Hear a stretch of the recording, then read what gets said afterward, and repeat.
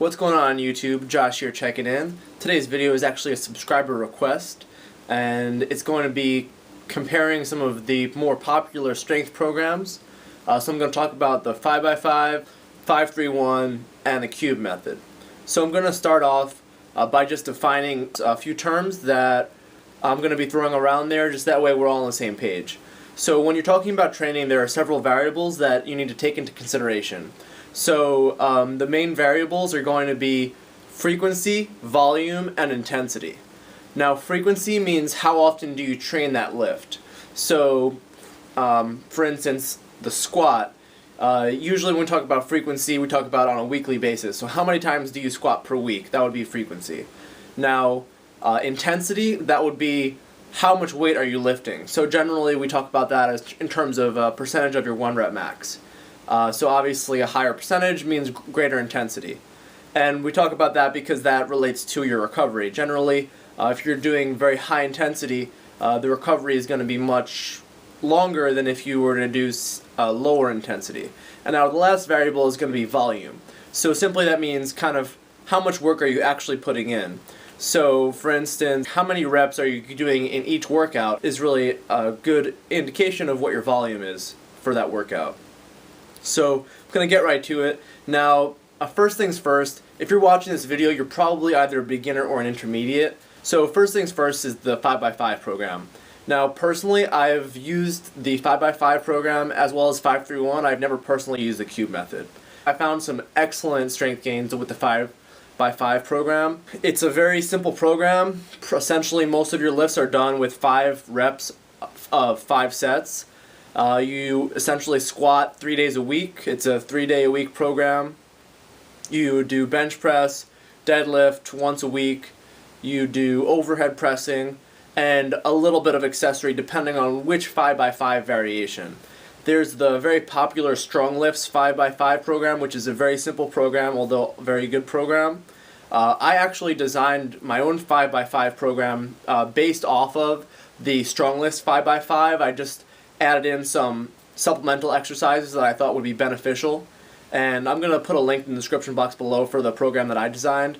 I've had a lot of friends who've used the program, had great success with it, so it's definitely worth checking out if you're more of a beginner lifter. Now, with the 5x5 program, I said it's pretty much the same lifts, and you generally do 5 reps of 5 sets.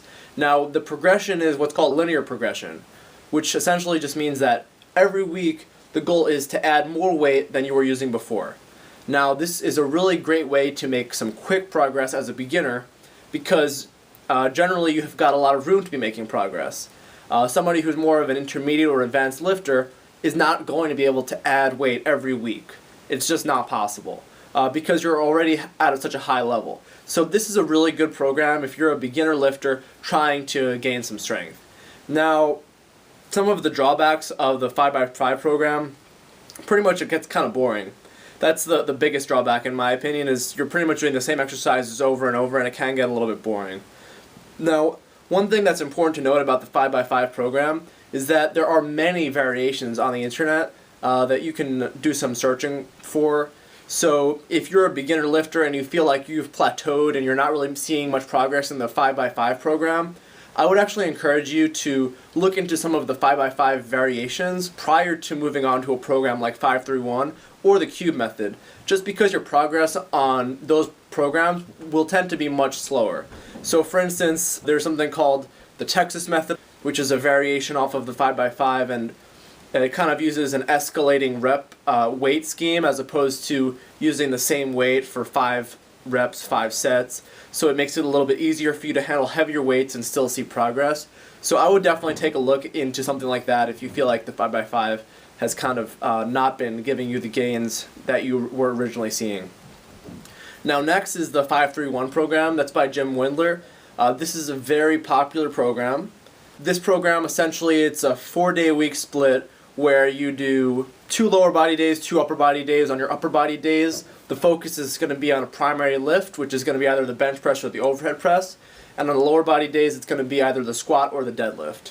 Now, this program, essentially, you start off using roughly 90% of your 1 rep max, and the goal here is Jim Windler doesn't want anybody really starting too high and overestimating their maxes and then essentially not being able to progress on the program. Now, with this program, essentially every day on the main lifts you will do 3 sets. Now, the reps for the first week is going to be in the 5 rep range.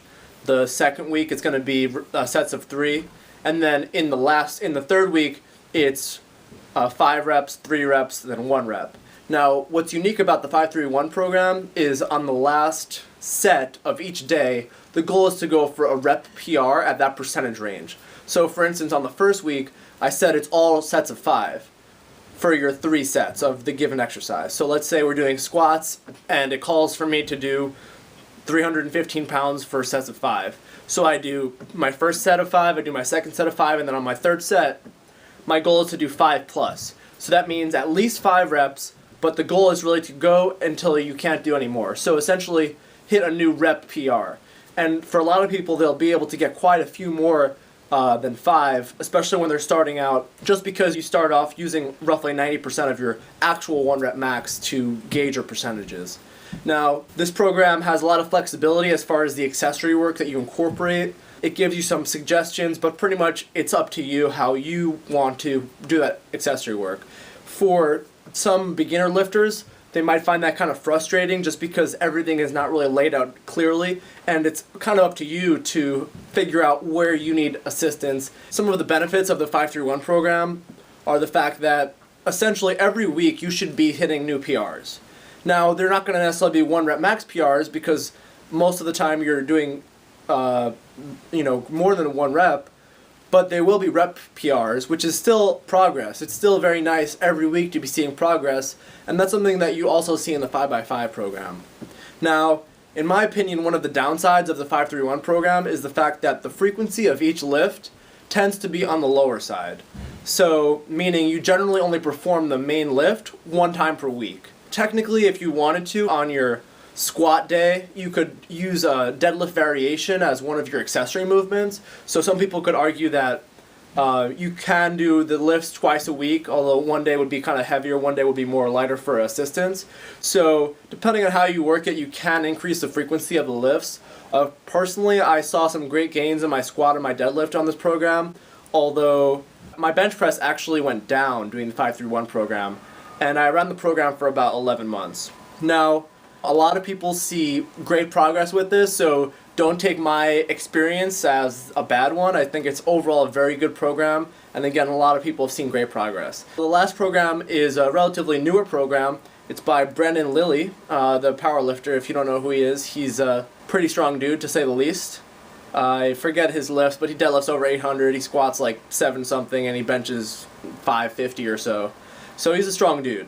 Pretty much the cube method is a program that you do essentially 4 days a week. Now, the way the cube method works is there's 3 different types of classifications for days that you're lifting. It's either going to be a rep day, an explosive day, or a heavy day.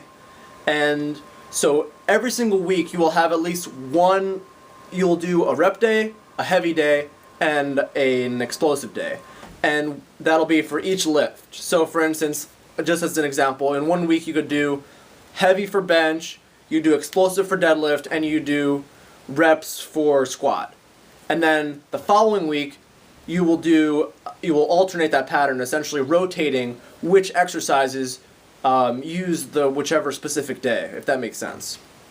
Now, the accessory work for the cube method is, again, very similar like 5-3-1, where it's kind of up to you. Brendan Lilly gives some suggestions in the book, but for the most part, it's up to you.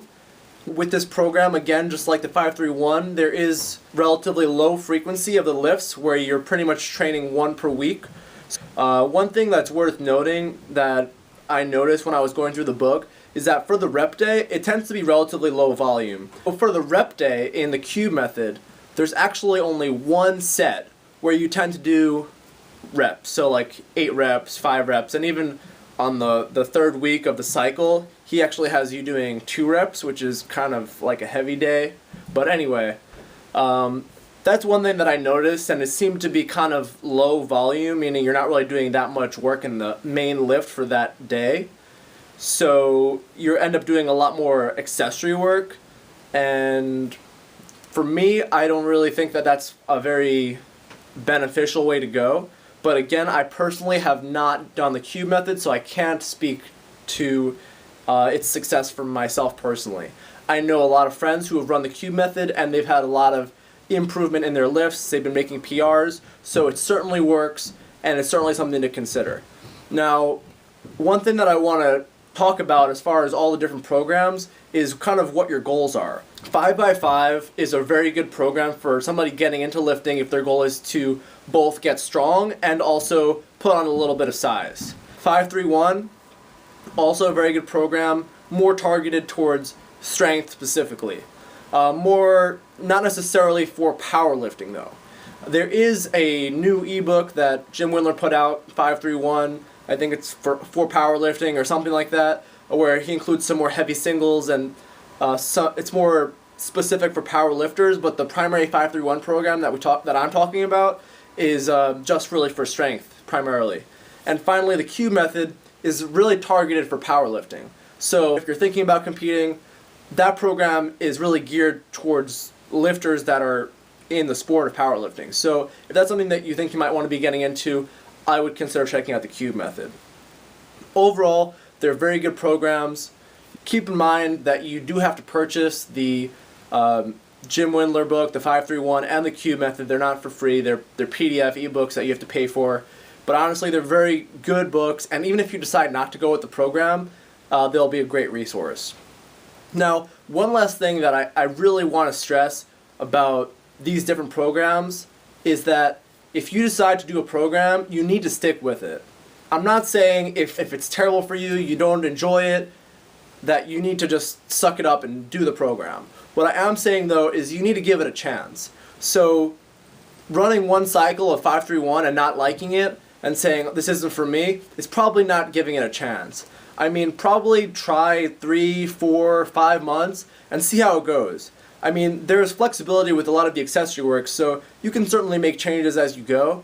But one problem that I see a lot of novice lifters do is program jumping, where they try out 5-3-1 for a week, and then they don't like it, they go to the cube method the next week, and then they do a 5x5 the next week, and then they're not seeing any progress.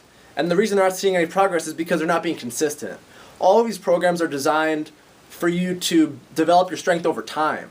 So you need to be patient with these programs, and usually the results will come.